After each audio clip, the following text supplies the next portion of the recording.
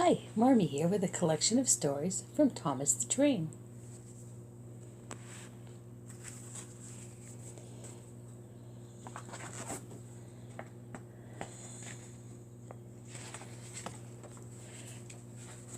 Thomas gets tricked. Thomas is a tank engine who lives at a big station on the island of Sodor.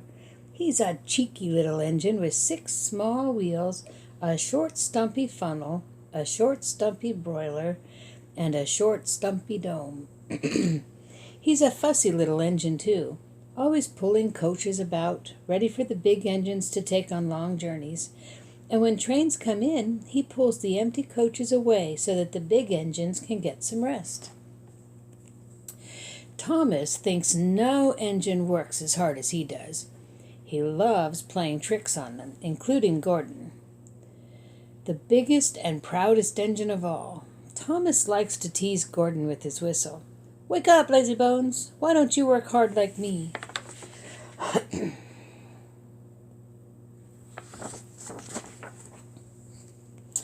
One day, after pulling the big express, Gordon had arrived back at the sidings and he was very tired. He was just going to sleep when Thomas came up in his teasing way. "Wake up, lazy bones! Do some hard work for a change. You can't catch me." And off Thomas ran laughing. Instead of going to sleep again, Gordon thought how he could get back at Thomas. One morning, Thomas wouldn't wake up. His driver and fireman couldn't make him start. His fire went out and there wasn't enough steam. It was nearly time for the express. People were waiting, but the coaches weren't ready. At last, Thomas started. Oh dear, he yawned. He fussed into the station where Gordon was waiting. "Hurry up, you," said Gordon. "Hurry yourself," replied Thomas. Gordon, the proud engine, began making his plan to teach Thomas a lesson for teasing him. Almost before the coaches had stopped moving, Gordon reversed quickly and was coupled to the train. "Get in quickly, please," he whistled. Thomas usually pushed behind the big trains to help them start, but he was always uncoupled first. This time, Gordon started so quickly they forgot to uncouple Thomas. Gordon's chance had come. "Come on," puffed Gordon to the coaches. The train went faster and faster and faster, too fast for Thomas. He wanted to stop, but he couldn't. "Beep, beep! Stop! Hurry, laughed Gordon. You can't get away, laughed the coaches. Poor Thomas was going faster than he had ever gone before. He was out of breath and his wheels hurt him, but he had to go on. "I shall never be the same again," he thought sadly. "My wheels will be quite worn out."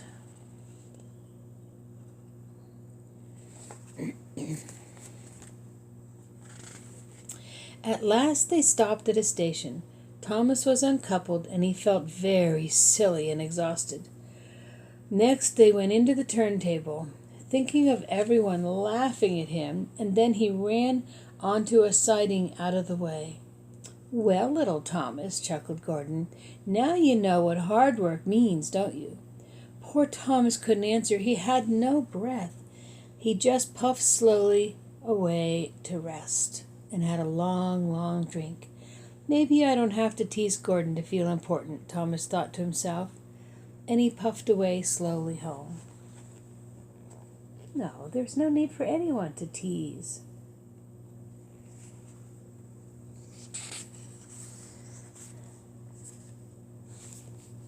Come out, Henry. Once an engine attached to a train was afraid of a few drops of rain. It went into a tunnel and squeaked through its funnel and wouldn't come out again. The engine's name is Henry. His driver and fireman argued with him, but he wouldn't move. "The rain will spoil my lovely green paint and red stripes," he said. The conductor blew his whistle till he had no more breath and waved his flags till his arms ached. But Henry still stayed in the tunnel and blew steam at himself. "I'm not going to spoil my lovely green paint and red stripes for you." Then Along came Sir Topham Hatt, the man in the charge of the engines and the island of Sodor. "We will pull you out," Sir Topham Hatt said, but Henry only blew steam at him.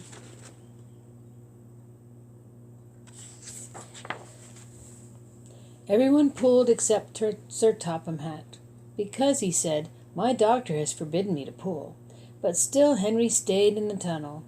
Then they tried pushing from the other end. Sir Topham Hatt said, "1, 2, 3, push!" But he didn't help. "My doctor has forbidden me to push," he said. They pushed and pushed and pushed, but still Henry stayed in the tunnel. At last Thomas came along. The conductor waved his red flag and stopped him. Everyone argued with Henry. "Look, it has stopped raining," they said. "Yes, but it will begin again soon," said Henry. "And what would become of my green paint with red stripes?" Thomas pushed and puffed and pushed as hard as he ever could, but still Henry stayed in the tunnel.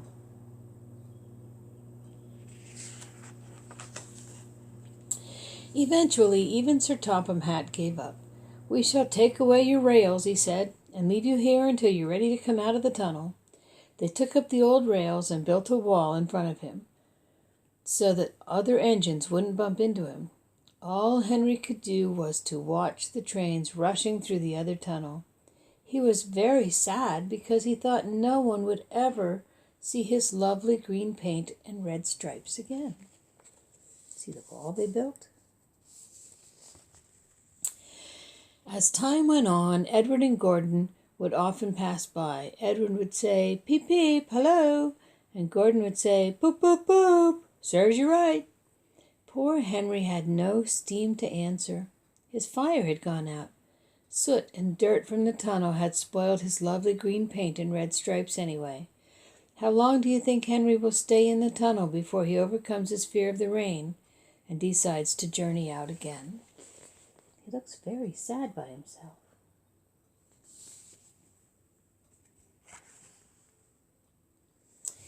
Henry to the rescue.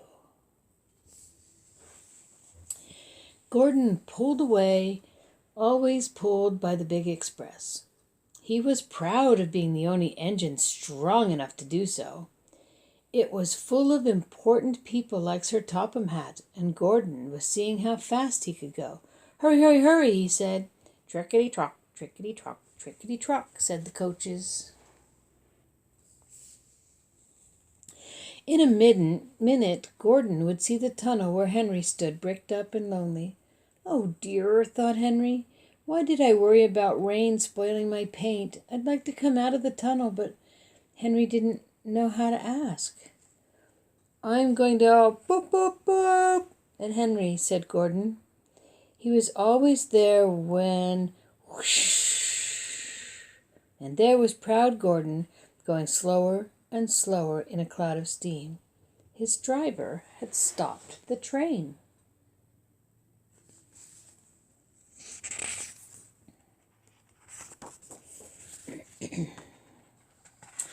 "What has happened to me?" asked Gordon.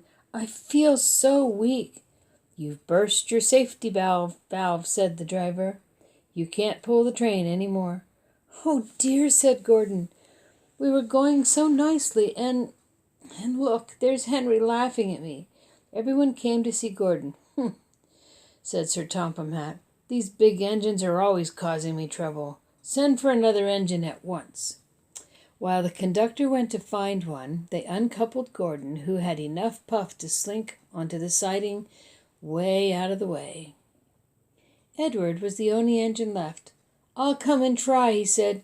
"Pooh," said Gordon. "That's no use. Edward can't push the train." Kind Edward puffed and pushed and pushed and puffed, but he couldn't move the heavy coaches.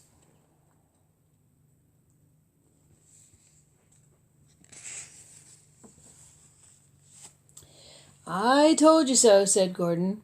"Why not let Henry try?" "Yes," said Sir Topham Hatt, "I will. Will you help us pull this train, Henry?" he asked. "Oh, yes," said Henry. When Henry had got up enough steam, he puffed out. He was dirty and covered with cobwebs. "Ugh, I'm so stiff. I'm stiff," he groaned. "Have a run to ease your joints and find a turntable," said Sir Topham Hatt. When Henry came back, he felt much better. Then he coupled up. "Beep, beep," said Edward. "I'm ready."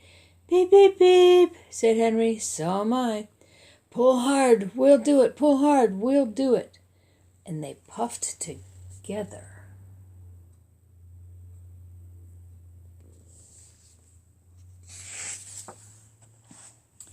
"We've done it together, we've done it together," said Edward and Henry. "You've done it, hooray, you've done it, hooray," sang the coaches. Everyone was excited. Sir Topham Hatt leaned out of the window to wave at Edward and Henry, but the train was going so fast that his hat blew off into the field where the goat ate it for tea. They never stopped till they came to the station at the end of the line. He ate the hat?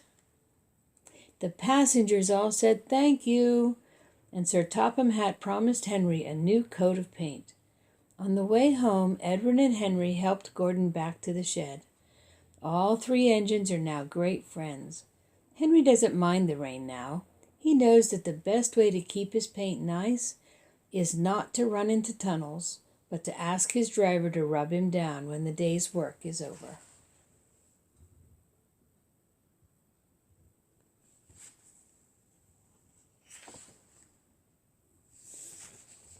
A big day for Thomas.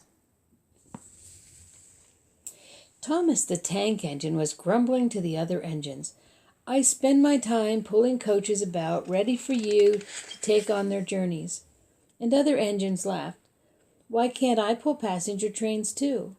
"You're too impatient," they said. "You'd be sure to leave something behind." "Oh, rubbish," said Thomas. "I'll show you." One night he and Henry were alone. Henry was ill. The men worked hard, but they didn't get better. He felt just as bad the next morning. Henry usually pulled the first train, and Thomas had to get his coaches ready. If Henry is ill, he thought, perhaps I shall pull his train.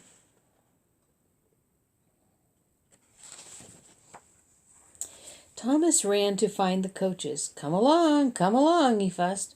There's plenty of time, there's plenty of time, they grumbled. Thomas took them to the platform and wanted to run around in front at once. But his driver wouldn't let him. "Don't be impatient, Thomas." Thomas waited and waited. The people got in. The conductor and the station master walked up and down. The porter banged the doors, and still Henry didn't come. Thomas got more and more excited. Sir Topham Hatt came to see what was the matter, and the conductor and the station master told him about Henry. "Find another engine," he ordered. "There's only Thomas," they said. "You'll have to do it then, Thomas. Be quick now." So Thomas ran around to the front and backed down on the coaches, ready to start. "Let's not be impatient," said his driver. "We'll wait till everything is ready." But Thomas was too excited to listen.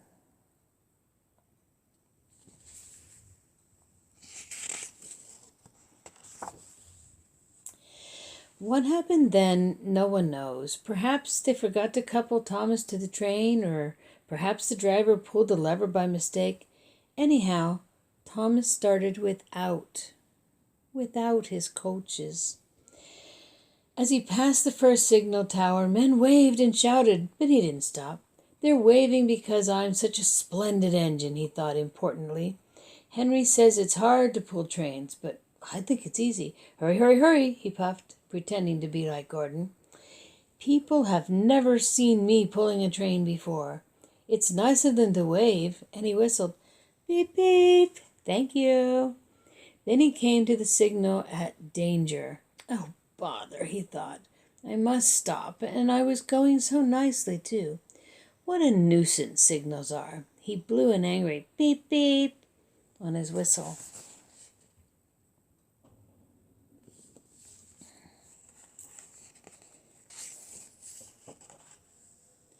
The signalman ran up. "Hello, Thomas," he said. "What are you doing here?"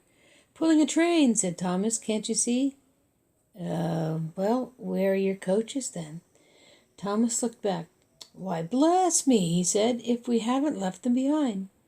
"Yes," said the signalman. "You better go back quickly and fetch them." Poor Thomas was so sad that he nearly cried. "Cheer up," said his driver. "Let's go back quickly and try again." At the station all the passengers were talking at once. They were telling Sir Topham Hatt what a bad railway it was.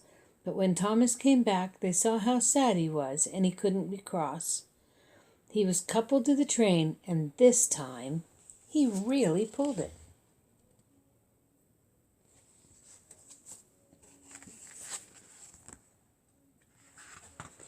Afterwards, the other engines laughed at Thomas and said, "Look, there's Thomas who wanted to pull a train, but he forgot all the coaches." But Thomas had already learned not to make the same mistake again. He would learn to be patient, because patience is very important for all of us. Thanks for sharing, Thomas the Train.